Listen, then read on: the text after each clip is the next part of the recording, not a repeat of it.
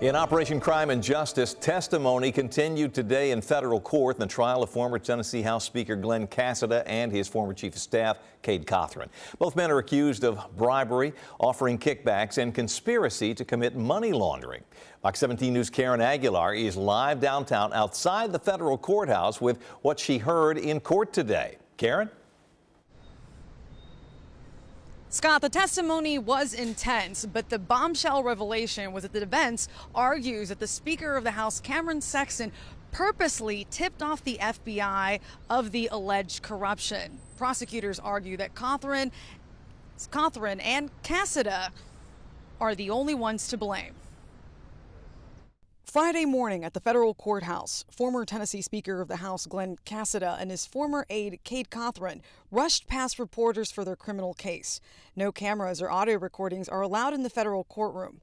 Prosecutors argue this all started in 2019 with a text message scandal involving racist and sexist texts led to Cothren's resignation.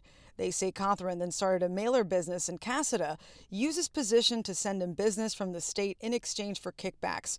Prosecutors also argue Cothren intentionally hid he was behind the firm Phoenix Solution and falsified signatures. Tennessee Representative Jay Reedy testified first. Reedy agreed he didn't want to be associated with Cothren after the text message scandal, but hired Casada to help him with his campaign later that year. Former legislative administrator Conley Ridley testified that she had concerns about the integrity of the dealings, the documents, and the delays of the payments. But after the defense pressed her, she agreed that it was not unusual for there to be delays. The defense also brought up current House Speaker Cameron Sexton a number of times.